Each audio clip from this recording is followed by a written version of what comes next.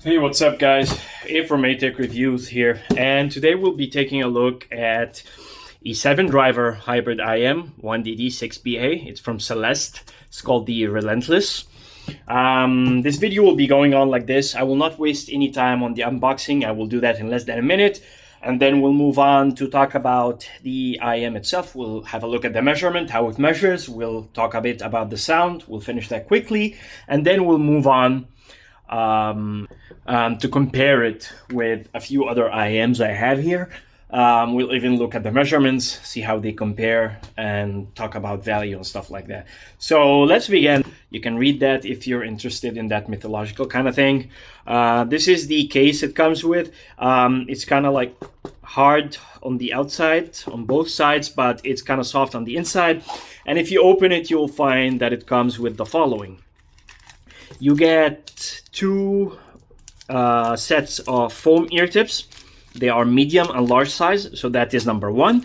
You get what they call wide bore ear tips. They say it enhances the vocals and stuff like that. I prefer the narrow bore, which is this one. The narrow bore and wide bore, you get three sizes: small, medium, large. I used the large of the narrow bore and I recommend it. And then you get this, what they call like a bookmark. I don't know, like what kind of creature is that, like a peacock or something like that. Anyway, this is what you get. And then you get this manual, which has like the explanation for the drivers and the one they chose and the specs and so on. It's actually really nice. And then you get the IEMs themselves, as you can see here. Let me take a moment to talk about the cable, because it is an excellent thing they have. It comes with this 8-wire silver-plated 5N pure copper cable. You can see it's an 8-wire weave. It's very, very nice. It never tangles or never has memory. It's a very soft, pliable cable that, as you can see, is excellent. Excellent. Well chosen for this IEM. And it comes with a screw-in interchangeable plug terminations. It has 3.5 and it comes with 4.4 as standard in the box, and you not just need to change it like that, like this, and you remove it. So that's how you do it. So let me put that back. And you screw it back. It's a very high quality plug. It makes me feel safe. It stays secure. And it's something I like. You get this brush, which helps you like remove the earwax and stuff like that. Now that we talked about that, let's take a look at the earpieces themselves. They're very lightweight. They weigh exactly 6 grams. And the nozzle diameter is 6.4 to 6.5 at the lip or the edge of the nozzle. If you look here, it looks like the sea. It looks really, really beautiful. In my personal opinion, it's like a sea wave. All right, let's talk about the sound. How does it sound? Well, let's start with a bit of description about the sound signature. The sound signature of the Relentless, Celest Relentless, is a slight V-shaped. It has a bit more emphasis on the low end and the high end. Let's start talking about the low end. Let's start with the bass. It has a very nice sub-bass rumble, very, very good sub-bass response. And for the bass itself, it's a bit emphasized, a bit high above neutral. I wouldn't call it a bass hit IEM, but it's extremely powerful, like extremely powerful bass response. Strong, fast, punchy, snappy thump. It has a good thump to it, but the most interesting aspect is the slam. It has a heavy slam, strong slam, a nice impact and a nice response. And like honestly, it is an excellent response for a bass IEM. Like I really, how can I describe that? When I listen to some bass tracks, some of my test tracks, the response is deep, it is visceral, it is powerful. You can, for example, listen to something like Hans Zimmer, the track called Mountains, and when that bass part comes, it's like thunders. Like that's how I would describe it. Like it demands respect, and it is something that I haven't seen from Celest before. So that's definitely interesting. Moving on to the mid-range, like the response of the bass, if you look at the curve, it goes on, but you might feel it looks muddy or something like that. To my surprise, it's not muddy at all. There's a clear separation between the lower mid-range and the like mid-bass, and still the mid-range, the lower mid-range at least, sounds very detailed and very clear. Male vocals sound excellent. The highlight of the mid-range I will describe is that it's extremely detailed.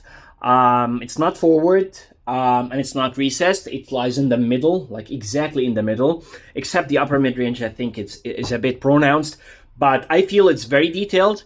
It's very clear. It's very clean. Well done, actually. It's well tuned, but there is an emphasis. It's not exactly balanced between male and female vocals. I think it is more leaning towards the female vocals, towards the upper mid-range and the treble frequencies. There's a bit of highlight here, a bit of more emphasis here. When I listen to female vocals, they sound more pronounced, they sound more detailed, they sound more forward. There's a bit of vocal extension here, a bit more clarity. You can hear the nuances more in the female vocals. For example, the same could be said about the musical instruments. Acoustic guitar strums sound more pronounced than other instruments, for example. The violin sounds more like resolving and more clear than something like a cello music. So that is something to keep in mind. Now, when we move on to the treble, here is where I feel this IEM takes like two aspects, because I measured it and it has a very different measurement when you measure it with silicone or if you measure it with foam ear tips. At the same time, when I listen to it, that confirms the way I see it in the graph. With silicone ear tips, I will say it like that. The treble is on the edge, and it could be uncomfortable for people who are extremely treble sensitive. Yet, it is extremely, and I mean extremely detailed for an IEM at this price range. Like highly, highly detailed. And this is, for me, other than the bass, this is the standout feature for this IEM. This is the star of the show. Other than the excellent bass, this is what you get in the treble. Extreme detail and extremely resolving. And it's not fake detail just because of the treble. No. The micro detail and macro detail are extremely apparent, and you can perceive them without doing any effort. They are at the forefront and they present themselves to you without you seeking them.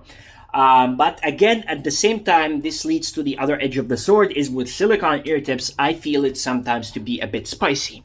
Not always, not with every song, not with every genre of music, but with many. For example, if I listen to heavy metal, for example, and there's a lot of like thrashy music, a lot of like cymbal strikes, a lot of extremely fast hi-hats, for example, and the music tracks are maybe compressed a bit, right? Then I feel that, yeah, there's a lot more here in the upper end of the frequency spectrum.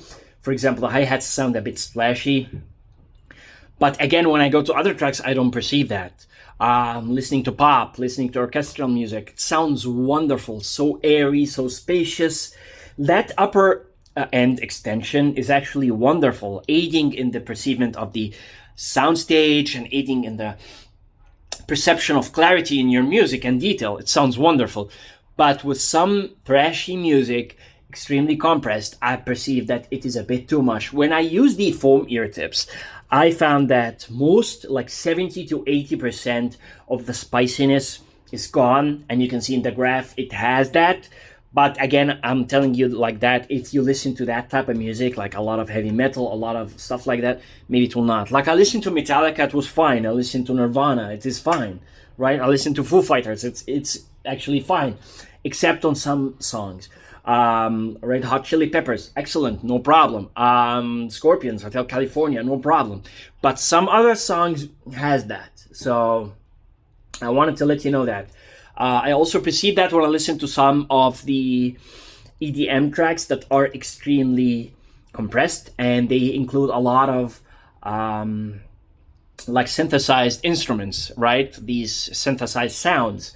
So when they're in repetition, like dubstep and stuff like that, could sound a bit spicy. That's my opinion. If you're extremely treble sensitive, that is how you will perceive it. If you're not treble sensitive, you will not have a problem here, and I will show you even other IEMs that has that same response. Soundstage and imaging and technicalities, this IEM has an above average level of technicalities at this price range and even higher than that.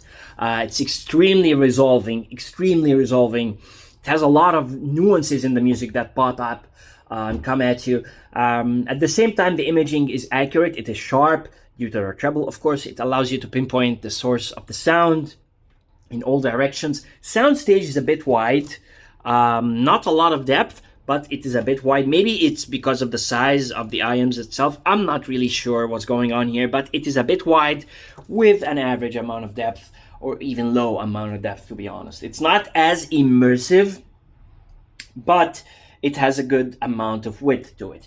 That's how I'll describe it. Being able to drive it, it's very easy to drive. That's good news. Like, I bought this like FIO dongle KA11 and it's doing wonderful with it. Drives it very well without any problem. Now, to compare it to a few IEMs here, I will start quickly with one of my favorite IEMs ever, the Truth Ear Nova, an excellent IEM, a reference, a benchmark at this price. But my problem always with the Nova is that it is a bit thin sounding. It needs more bass. It needs more oomph to it. Vocals sound a bit thin, in my personal opinion, to my taste. So all of this could be solved with EQ, no problem, you know.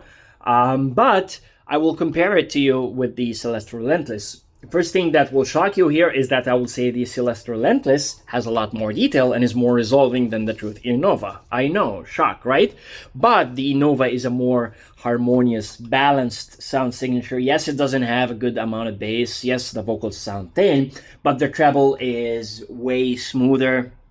It's well balanced with the rest of the frequencies. It's kind of like your general IEM that you will listen to and feel comfortable and nice, and it's like enough, you know what I mean? At this price, I think that is enough and it's well done. Celest here has, the Relentless has more bass, has more clarity, more detail, but again, when we get to the upper mid-range and treble region, it is more pronounced. So it depends if you're using silicon or foam. That aids in the clarity. It has more clarity than the Nova. But again, if I listen to heavy metal music, for example, with the Nova is okay. With the Celest, I have to use the foam ear tips. Now, we got that out of the way. Another IEM I will compare it to is the Moondrop Kato. They actually sound very similar. That's how good the Relentless is. With a few differences, which I'll explain. The Relentless has more bass than the Kato. But the Kato has more detail in the bass. It has more texture in the bass. Keep in mind the Relentless has more quantity of bass. The bass here is much more than here. But again, I perceive more details in the bass and more texture when I'm using the Kato. The treble sharpness I talked about here is perceived exactly here in the Kato. That's why I said it's not that much. It's just if you're extremely treble sensitive, you will feel it here. It has the same stuff here. So that's the difference. The other thing I will say is that the Kato has more imaging, more clarity. That's why I said the clarity here is excellent for the price range, but on the Kato it's much more. But of course the Kato is more expensive. Now the last thing I will compare it to, and I know it's a shocker, but I want to just say a few words, is the Blessing 2. Because when I listened to this, for some reason I kept thinking about the Blessing 2. And then I got the curves and I looked at them and wow, they look very similar in tonality. The sharpness I talked about here, the spiciness, the small edge that you find in the treble is exactly the same you find in the Blessing 2. So it's not a lot actually, but if you feel the Blessing 2 is too much, then this is too much. Other than that, and then you will begin to notice other things that are not in the graph, which I will tell you my experience is the Blessing 2 has a lot more detail. The Blessing 2 has a more natural sound. Blessing 2 is more realistic, a masterpiece. Imaging, the separation between instruments, the separation in the vocals. Like here is how the Blessing wins. It's not just a curve versus curve. It goes deep and it's much more than that. But then I noticed something, guys, because I told you like I like the foam here. I noticed that I'm using, if you've seen my videos, I always use my Blessing 2 with the render tips, right? Because they have foam inside and silicone outside. So they are exactly like the foam response. And I put them here and I began to love the Relentless again, and it feels exactly the way I listen to my Blessing 2, which is I lowered that edge, lowered that 8K peak and the upper treble with the foam ear tips on the Relentless, or using the render ear tips. So that is it. That's all I wanted to say about this wonderful IEM. Do I recommend it? I recommend it with foam ear tips. So that is the only thing I will say. Unless you want more detail and you're not treble sensitive, you can use silicone ear tips, no problem. It's not that like super harsh or anything like that. It depends on the genres of music you listen to. Extremely detailed IEM, well worth the price, and it deserves actually more. Very competitive 7-driver IEM. But again, if you are extremely treble sensitive, you might want to use the foam ear tips and enjoy it there. It has a lot of clarity, a lot of detail, excellent bass for an IEM at this price range. That's it, guys. That's all I wanted to say about this IEM. Let me know what you think down in the comments. If you have any questions, leave them down below. Subscribe and like this video if you like my content. So until then, see you in the next one.